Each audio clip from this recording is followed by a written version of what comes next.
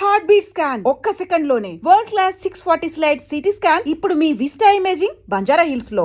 ఇందిరమ్మ ఇళ్ల కోసం చాలా మంది ఎదురు చూస్తున్నారు. ఎందుకంటే ఇల్లు అనేది ప్రతి ఒక్కరి కళ. దట్టు ఫ్రీగా ప్రభుత్వమే ఇందిరమ్మ ఇళ్లను కేటాయిస్తుంది అని తెలుసుకున్న తర్వాత దానికి ఏ రేంజ్ లో అప్లికేషన్లు వచ్చాయో మనందరికీ తెలిసిందే. అట్లాగే ప్రతిపక్షాలు కూడా ఇంకా కూడా ఇందిరమ్మ ఇల్లు ఎప్పుడు ఇస్తారు, మీరు నియోజకవర్గానికి 3200 ఇళ్లు అట్లా కేటాయిస్తాము అని చెప్పినా కూడా అవి ఇప్పుడు గ్రౌండ్ లెవెల్లో ఎక్కడ అది ఇంప్లిమెంట్ అవుతోంది ఏంటి అనేది ప్రతిపక్షాలు ఒకవైపు అడుగుతున్నారు.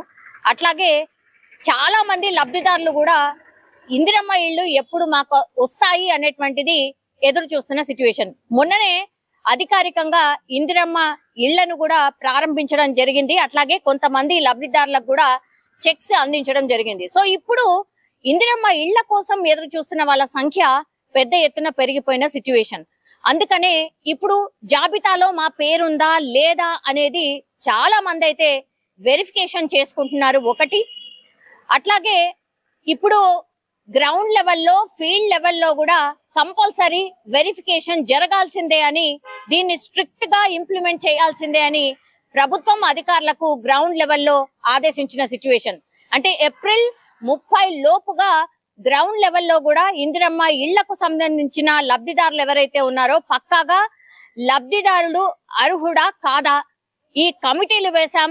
అట్లాగే క్రాస్ చెక్ చేసినా కూడా అనర్హుడికి ఒక్క ఇందిరమ్మ ఇళ్లు కూడా దక్కకూడదు, అర్హులకే ఇందిరమ్మ ఇళ్లు చేరాలి. ప్రభుత్వానికి సంబంధించిన ప్రతిష్టాత్మకంగా తీసుకున్నటువంటి ఈ పథకాన్ని మాత్రం ఎక్కడా కూడా లోటుపాట్లు లేకుండా అవకతవకలు జరగకుండా పక్కగా ఇంప్లిమెంట్ చేయాలి. లబ్ధిదారుడు ఉంటేనే అతనికే ఇందిరమ్మ ఇళ్లు మంజూరు కావాలి. ఇది గ్రౌండ్ లెవెల్లో ఈ ఆఫీసర్స్ కి అందినటువంటి ఆదేశం. ఏప్రిల్ 30 లోపుగా వెరిఫికేషన్ పూర్తి చేయాలి. సో పై స్థాయి నుంచి అయితే అధికారులకు ఒక ఆదేశం అందింది. గ్రామాలు కావచ్చు, అట్లాగే మున్సిపల్ వార్డుల్లో ఈ ఇందిరమ్మ కమిటీల ద్వారా అర్హుల జాబితా ఏదైతే ఎంపిక చేయబడిందో ఈ కమిటీ ఆమోదించిన ప్రతి 200 ఇళ్లకు కూడా ఒక ప్రత్యేక అధికారిని నియమించాలని డిసైడ్ చేసిండ్రు. సో ఏప్రిల్ 30 లోపు ఫీల్డ్ వెరిఫికేషన్ పూర్తి చేయాలి. సో 200 ఇళ్లకు ఒక అధికారిని నియమించిండ్రు. 200 ఇళ్లకు సంబంధించి పూర్తి జాబితా వాళ్ళ అర్హులా కాదా ఇదంతా కూడా వెరిఫై చేయాలి, ఫీల్డ్ వెరిఫికేషన్ చేయాలి. పూర్తిగా వాళ్ళు లబ్ధిదారులు ఎట్టా అయిండు, ప్రభుత్వం ఏదైతే నియమ నిబంధనలు ఏవైతే పెట్టిందో వాటన్నిటికీ కూడా ఈ లబ్ధిదారుడు కరెక్ట్ గా ఉన్నాడా లేదా అనేది కూడా పూర్తిగా వెరిఫికేషన్ చేసిన తర్వాత మాత్రమే ఇందిరమ్మ ఇల్లు లబ్ధిదారుడికి చేరాలి.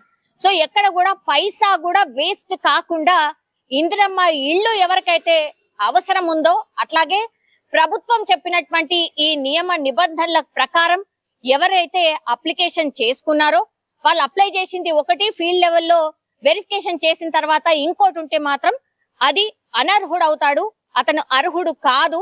అది పైరవీలు చేస్తేనో ఇంకెవరికో పైసలు ఇస్తేనో ఖచ్చితంగా ఇది నేరంగా పరిగణించబడుతుంది. అట్లాగే ఈ అధికారం మీద చర్యలు తీసుకుంటాం. ఇది ప్రభుత్వం నుంచి స్ట్రిక్ట్ గా గ్రౌండ్ లెవెల్లో అధికారులకు అందినటువంటి ఆదేశం.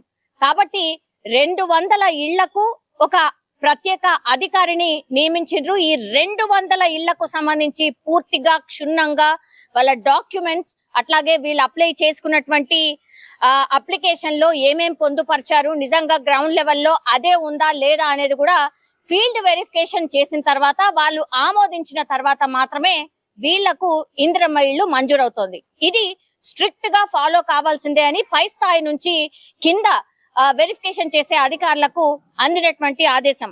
సో 28 జిల్లాల్లో ఒక్కో మండలాన్ని పైలట్ ప్రాజెక్ట్ గా తీసుకోబోతున్నారు. ఒకటి మండలంలో ఎంపిక చేసినటువంటి గ్రామంలో ఈ ఇందిరమ్మ ఇళ్ల నిర్మాణానికి 1,00,000 రూపాయలను కూడా విడుదల చేయబోతోంది. ఈ మంగళవారం రోజు అన్ని జిల్లాల కలెక్టర్లతో మంత్రి పొంగులేటి శ్రీనివాస్ రెడ్డి కూడా ఒక సమీక్ష నిర్వహించిండ్రు. సో నిర్వహించిన తర్వాత పారదర్శకంగా ఈ లబ్ధిదారుల ఎంపిక జరగాల్సిందే. ఇందులో ఏ మాత్రం అవకతవకలు జరిగినా కూడా చర్యలు తప్పవు అన్నటువంటి స్ట్రిక్ట్ ఆదేశాలు అయితే అందినటువంటి సిచ్యువేషన్ అయితే కనిపిస్తోంది. సో ఏప్రిల్ 30 లోపు ఖచ్చితంగా ఫీల్డ్ వెరిఫికేషన్ పూర్తి చేయాలి. అట్లాగే పేదవాడు ఇల్లు నిర్మించినందుకు ప్రభుత్వం ఏదైతే 5 లక్షల రూపాయలు సబ్సిడీ కింద అందించబోతోందో ప్రతి నియోజకవర్గానికి కూడా, నేను ఇంతకు ముందు 3,200 ఇల్లు అన్నాను, కానీ ఇది 3,500 ఇళ్ల నిర్మాణం ఏదైతే మంజూరు చేయాలని అనుకుందో, సో వాటికి సంబంధించి పూర్తిగా ప్రతి నియోజకవర్గానికి 3,500 ఇల్లు ఏవైతే మంజూరు చేయాలనుకున్నామో ఖచ్చితంగా ఆ గ్రౌండ్ వర్క్ చేయండి అనేటువంటిది కూడా పూర్తిగా ఆదేశాలు అందినటువంటి సిచ్యువేషన్. సో ఇళ్ల నిర్మాణానికి సంబంధించి అయితే బిల్లులు ప్రతి సోమవారం నేరుగా లబ్ధిదారుల బ్యాంక్ ఖాతాలో జమ చేయబోతున్నట్టుగా చెప్తున్నారు. అట్లాగే ఇంటి నిర్మాణానికి 400 చదరపు అడుగులకు తక్కువ కాకుండా ఉండాలి, అలాగే 600 చదరపు అడుగులకు మించకుండా ఉంటేనే బిల్లులు మంజూరు చేస్తున్నారు అధికారులు. సో ఇవి కొంత దృష్టిలో పెట్టుకోవాల్సిందే, ఇవన్నిటిని కూడా ఖచ్చితంగా పాటించాల్సిందే. సో 5 లక్షలు ఏవైతే ప్రభుత్వం అందించాలనుకుందో వాళ్ళు చెప్పినటువంటి నియమ నిబంధనల ప్రకారమే ఈ మంజూరు జరుగుతుంది. కాబట్టి వీటన్నిటిని కూడా ఫీల్డ్ ఆఫీసర్స్ స్ట్రిక్ట్ గా విజిట్ చేసి ఎలా ఉన్నాయి ఏంటి, లబ్ధిదారుడు కట్టుకుంటున్నాడా లేదా, ఇవన్నీ కూడా చూడాల్సిందే. ఇందిరమ్మ ఇల్లు పూర్తయ్యేంత వరకు కూడా ఈ అధికారే బాధ్యుడవుతాడు అని స్ట్రిక్ట్ గా సమీక్ష సమావేశంలో పొంగులేటి శ్రీనివాస్ రెడ్డి ఆదేశించిన పరిస్థితి కనిపిస్తోంది. సో ఏప్రిల్ 30 లోపుగా ఇవన్నీ కూడా ఫీల్డ్ వెరిఫికేషన్ అయిపోయి ఒక రిపోర్ట్ అందాలి, లబ్ధిదారుల లిస్ట్ నా టేబుల్ కి రావాలి అని పొంగులేటి శ్రీనివాస్ రెడ్డి ఆదేశించిన నేపథ్యంలో ఇప్పుడు ఫీల్డ్ వెరిఫికేషన్ చాలా స్ట్రిక్ట్ గా జరుగుతోంది. లబ్ధిదారులు ఎవరు ఏంటి అనేది కూడా ఏప్రిల్ 30 లోపే ఒక అధికారిక ప్రకటన అయితే వచ్చే అవకాశం అయితే కనిపిస్తోంది. సో మొత్తంగా అయితే ఇందిరమ్మ ఇల్లు ఏదైతే కళ ఉందో, చాలా మందికి ఇల్లు ఉండాలి, సొంత ఇల్లు ఉండాలి అనేది ఏదైతే కళ ఉందో, సో అది నెరవేర్చే దిశగా ప్రభుత్వం అయితే అడుగులు వేస్తున్నట్టుగా కనిపిస్తోంది. అట్లాగే ఏమాత్రం కూడా మిగతా రాజకీయ పార్టీలకు అవకాశం ఇవ్వకుండా స్ట్రిక్ట్ గా ఏదైతే లబ్ధిదారుడు ఉంటాడో, నిజమైన అర్హుడు ఉంటాడో వాళ్ళకే ఇల్లు చేరే విధంగా పూర్తిగా అధికారులను కూడా ఆదేశించిన సిచ్యువేషన్ అయితే కనిపిస్తోంది.